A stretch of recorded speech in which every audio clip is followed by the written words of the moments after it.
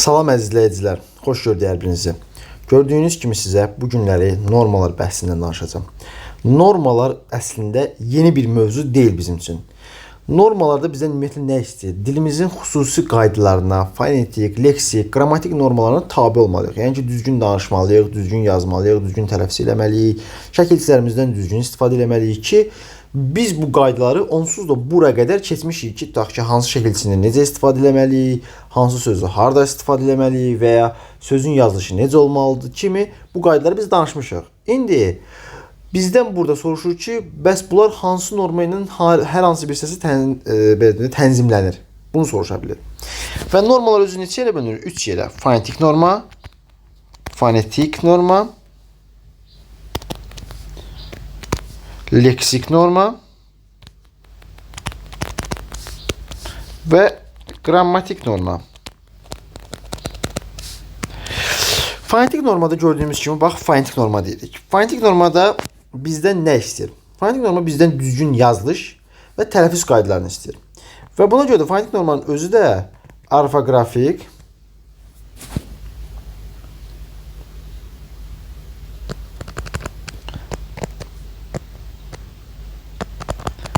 və orfoepik norma olaraq iki yerə bölünür. Orfoqrafik normada biz nədən söhbət edəcəyik? Təbii ki, yazılış qaydalarından. Biz yazılış qaydalarına riayət etməliyik. Orfoepik normada isə tələffüz qaydalarına, deyiliş qaydalarına nə etməliyik? Riayət etməliyik ki, düzgün tələffüz. Misal olaraq, hər hansı bir bizə yazılı versiyada mətn verib, bizdən orada hər hansı bir məsələn verib çörək sözü. Verir transkripsiya əsasında çörək deyə veribsə, bunun transkripsiya əsasında belə verilməsi yanlışdır. Düzdür? Çünki biz bilirik ki, bu transkripsiyada necə verilməlidir? Çörək kimi verilməlidir. Və ya hər hansı sözü deyirik ki, tutaq ki, belə deyək, məşhur sözü biz bilirik ki, məşhur deyə yazılır. Amma oxunuş məşhurdur. Bunun transkripsiyası, düzgün transkripsiyası məşhurdur. Bunun məşhur deyə verməsi artıq nədir bizim üçün? Xətadır. Deməli, orfoepik normada bizim üçün bu kimi tələblərdən istifadə oluna bilər. Orfoqrafik norma isə ümumiyyətlə bildiyimiz sözlərin düzgün yazılış qaydalarından istifadə olmasıdır. Hər hansı bir xətadan istifadə olmamasıdır. Tutaq ki, tərxis yazmaq söz, bizdə tərxis deyilən bir söz vardı. Amma belə deyək, ümumiyyətlə elliklə bu sözü çox adam məsəl üçün təxris deyə düzgün yazamadım. Təxris deyə istifadə edir. Məsələn, bunu belə yazılması yanlışdır. Biz nə istifadə edirik? Tərxis, düzgün yazılmış tərxis versiyasında da. Bu sözün düzgün istifadə olması deyil. Biz bunu yazan insan eyni anlayışı tutub, amma sözü düzgün yaza bilməyib. Bu artıq nədir? Fonetik normanın istifadə olmasıdır, pozulmasıdır, yəni ki, düzgün istifadə oluna bilməməsidir.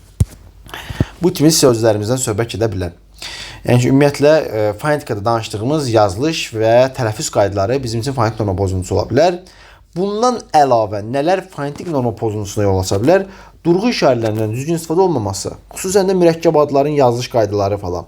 Misal üçün biz bir misal olaraq deyirəm, fonetik norma qaydalarını biz yadımıza salmalıyıq ki, burada gedib onları təkrar etməliyik ki, tutaq ki, mürəkkəb adların yazılışını, fonetikanın özünü düzgün bilmək lazımdır.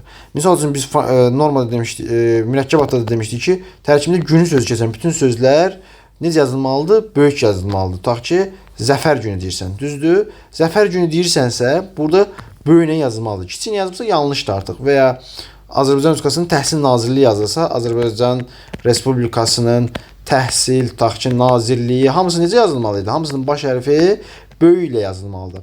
Birdən kiçik yazırsa artıq fonetik normanın pozulmasıdır. Və ya dırğı işarələrdir bayaqları. Misal üçün biz deyirik ki, əgər sığmazam qəzəli deyilirsə,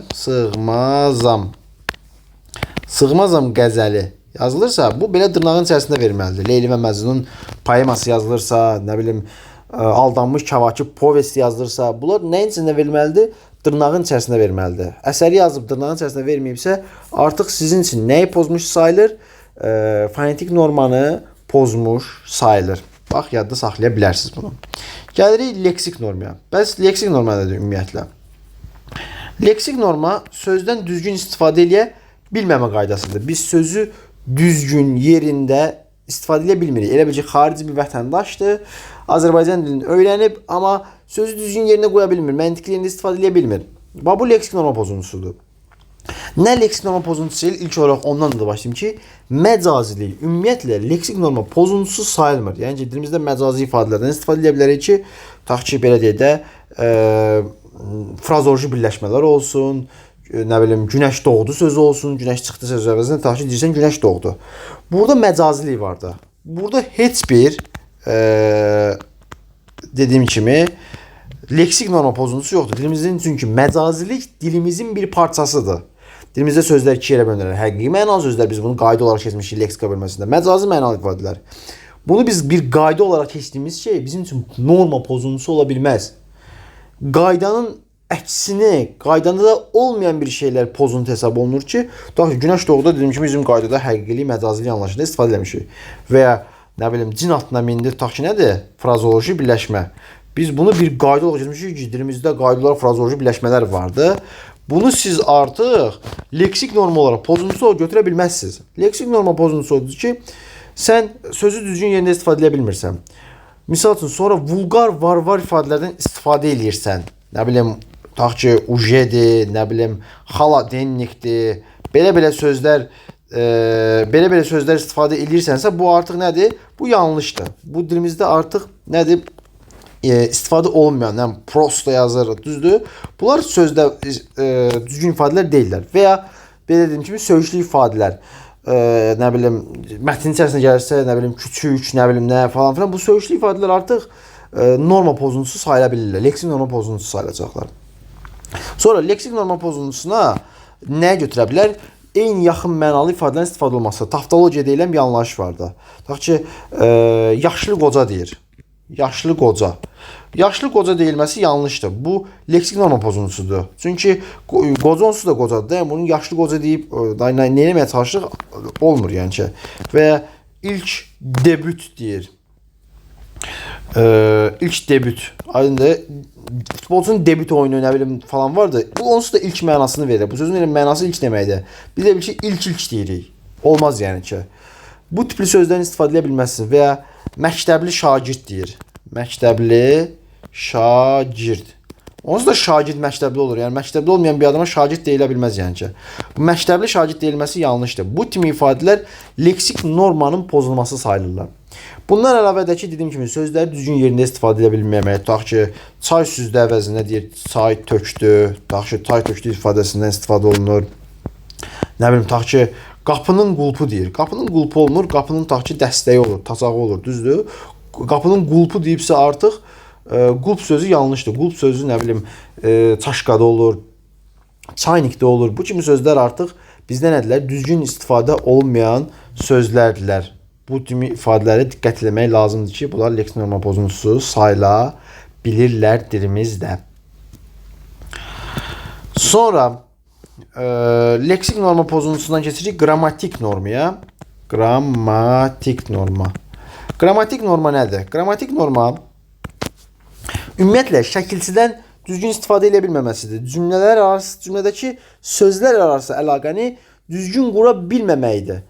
Bəs harda ola bilər? İlk olaraq başlayıram, belə deyək də, mübtəda və xəbər arasında norma pozuntusundan. Bunu niyə görə oradan başlayıram? Çünki biz bura qədər uzlaşma deyilən bir əlaqədən danışmışıq. Uzlaşma. Və mən həmişə uzlaşmadan danışacağam ki, bax, uzlaşmanı ayrı da saxlayın. Normanı ayrı. Bunlar ayrı-ayrı anlayışlardılar. Uzlaşmada biz deyirdik ki, mübtədada lar varsa, xəbərdə lar olmalıdır. Uzlaşma üçün bunun fərqi yoxdur. Norma düzdür, norma səhvdir. Uzlaşma bunu hərrəmir, belə deyək. Uzlaşma deyir ki, nə olmalıdır? Tutaq ki, uşaqlar yazılıbsa, burada oynayırlar yazılmalıdır. Oynayırlar. Bu belədir. Amma norma bunu bölür bir neçə yerə. Normaya görə uzlaşma pozula da bilər, norma düz olsun. Uzlaşma pozula da bilər, qala bilər. Yəni belində norma orada ən yüksək məqamdır. Bir məqam başqa bir məqam deyilsə, norma nə deyirsə sonda odur. Məsələn üçün, burada dəyişir insanlara, heyvanlara və ya cansızlara görə dəyişə bilər. Tutaq ki, uşaqlar nə yazmışıq? Oynayırlar. Burada uzlaşma gözlənilib. İnsan olarsa, burada norma da gözlənilmiş sayılır. Hər ehtimalda belə olmalıdır. Birdən uşaqlar oynayır yazsa, uzlaşma da pozulmuş sayılır, norma da pozulmuş sayılır. Və ya belə deyək də, Arif və Əli Oynayırlar. Bu da eyni söhbətdir. Yəni ki, artıq 2 nəfərdən söhbət gedir. Burada artıq necə olmalıdır? Burada xəbər hər zaman cəmdə olmalıdır. Yazılmayıbsa norma da pozulub, uzlaşma da pozulub. Amma burada heyvan olsa tutaq ki yazıb ki aslanlar tutaq ki nərildə dilər. Heyvan olarsa mən bunu təkdə də verə bilərəm, cəmdə də verə bilərəm. Norma heç ehtimalda səhv deyil. Normaya görə mübtəda cəmdə olsa, xəbər cəmdə də ola bilər, cəmdə də olmaya da bilər. Hə, burada əgər cəmdə vermişəmsə, uzlaşmanı gözləmişəm, təkdə vermişəmsə, uzlaşmanı pozmuşam. Uzlaşma üçün dediyim kimi fərqi yoxdur, heyvandır, insandır. Lar yoxdursa uzlaşma pozulub. Mübtədada lar var, xəbərdə lar yoxdur. Uzlaşma pozulub. Normaya görə deyir ki, norma deyir ki, mən ikisini də qəbul edirəm, mənim üçün fərqi yoxdur. İstəyirsən ver, istəyirsən vermə. Bax, bu məqamlarda çox diqqətli olaq. Sonra, amma əgər cansız varlıq olarsa, misal üçün, qablar sözü olarsa, qablar yuyuldu. Uzlaşmayı nə etmişəm? Pozmuşam. Çünki norma özü deyir ki, əgər mübtədam cansız varlıqdırsa, uzlaşmanı poz. Uzlaşmanın pozulması normanın gözlənilməsidir. Uzlaşmanın pozulması normanın gözlənilməsidir. Burada mən lar yazsam, birdən lar yazsam, bu zaman uzlaşmanı gözləyib normanı pozuram. Çünki dediyim kimi, baxın, uzlaşma nə istəyirdi? Mübtədə lar varsa, xəbərdə lar olsun. Lar var, lar var. İkisində də var, uzlaşma gözlənilir. Uzlaşma qaydası belədir. Amma norma deyirdi ki, cansız varlıq olarsa, uzlaşmanı gözləmə. Ona görə belə yazmağım səhvdir. Bunu pozuram və uzlaşmanı pozub normanı gözləmiş oluram. Bax, burada diqqətli olaq. Belə deyək ki, insanlarda riyazi cəhətdən deyək ki, düzmütənasibdir uzlaşma ilə norma. Yəni, biri düzdürsə, digər də düzdür. Heyvanlarda tərs mütənasibdir. Biri düzdürsə, o biri səhvdir. Tutaq ki, norma düz olanda uzlaşma səhvdir. Uzlaşma səhv olanda norma düzdür. Heyvanlarda, belə deyək, norma həmişə düzdür. Norma həmişə düzdür. Uzlaşma da əgər lar yazmışamsa düzdür, yazmamışamsa səhvdir. Bax, bu məsələni bilsəz, burada belə bir ciddi məqam qalmır ondan sonrasında. Növbəti məsələmiz odur ki, tutaq ki, inversiya. İnversiya ümumiyyətlə istəyir harda olur olsun, inversiya norma pozuntusudur. Şeirin tərkibində falan, əsas da şeirlərin tərkibində görürük də, söz sırasının pozulması. Bax, burada cümlələr arasında inversiya ola bilər. Nə biləm, söz birləşməsində tutaq ki, ola bilər ki, normal biləndim. Birinci deyəm, Bakıya getdim əvəzinə. Bakıya getdim əvəzinə. Tutaq ki, verir. Belə deyək. Getdim Bakıya. Getdim Bakıya. Burada görürsən ki, artıq nədir? Xəbər gəldi, əvvələ çıxdı. Deməli, nə oldu? İnversiya baş verdi. Bu hansı normanın pozulmasıdır? Qrammatik normanın pozulması hesab olunur. Və ya mənim gözəlim əvəzinə deyir, gözəlim mənim. Tutaq ki, gözəlim mənim. Cümlənin içərisindəki bir söz birləşməsində söz sırasının pozulması. Bu da təbii ki, bir inversiya sayılır və söz sırasının pozulması sayılır, qrammatik normanın pozulması sayılır. Və ya mürəkkəb cümlələrdəki baş və budaq cümlənin yerini dəyişməsi. Tutaq ki, belə bir şey deyirəm ki, əgər dərsini oxusan, sənə 5 yazacağım.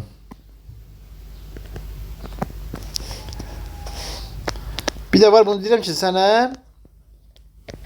5 yazacağım. Əgər dərsini oxusan.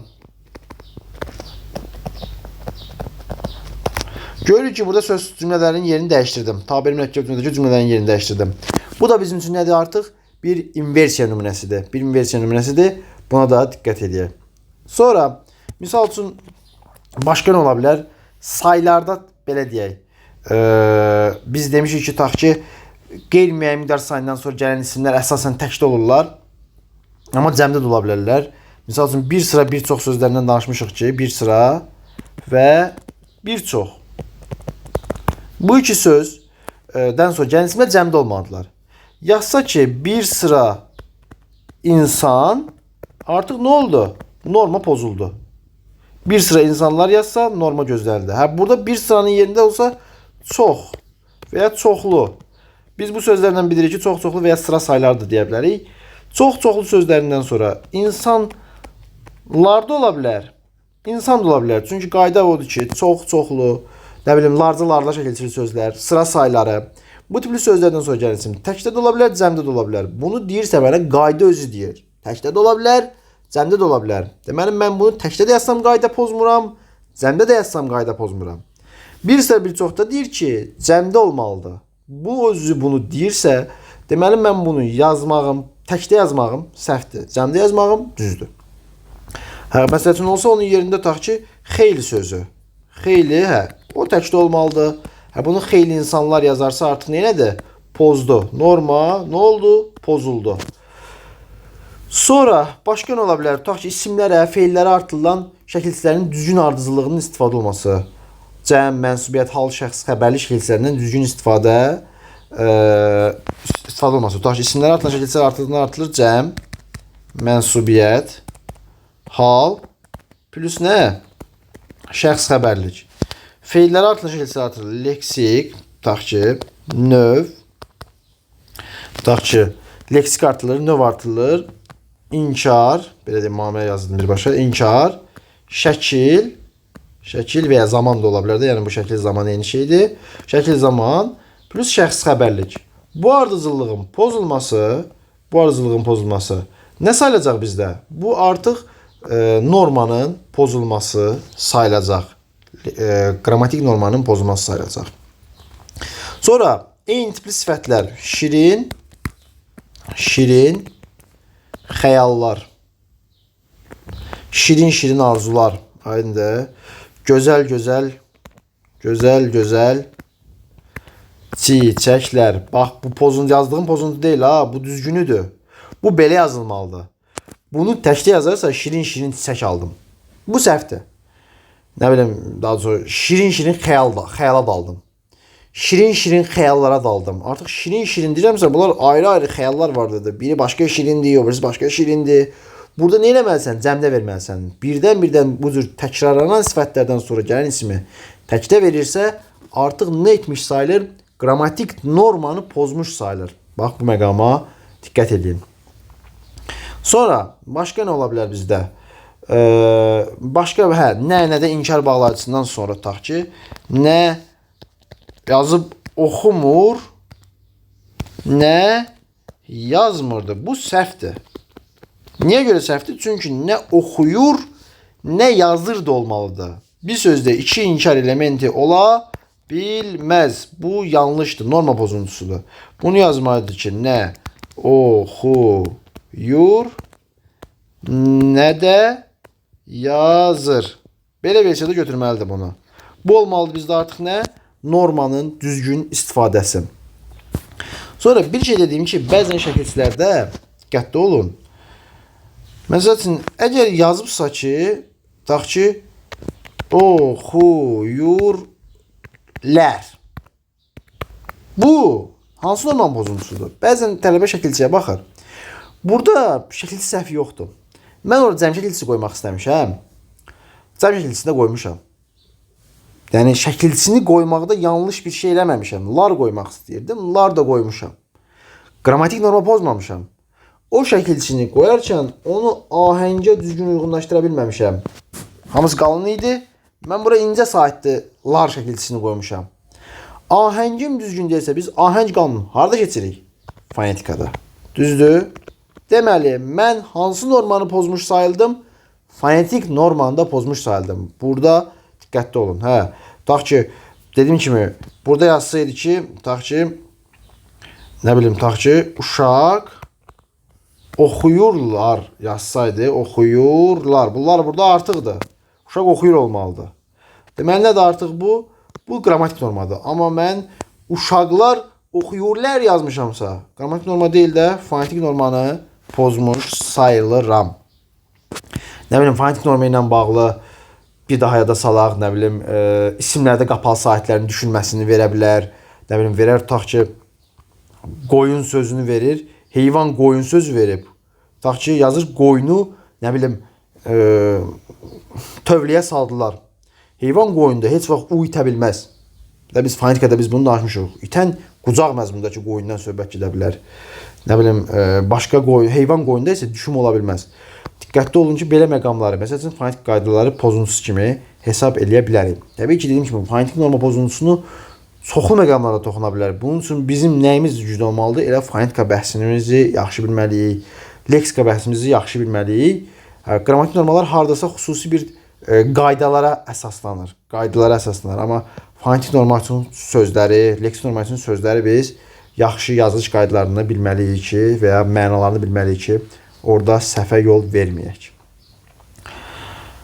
Bu qədər. Bugünkü dərsimiz bura qədər. İnşallah ki, gələn dərslərdə görüşərik. Sağ olun.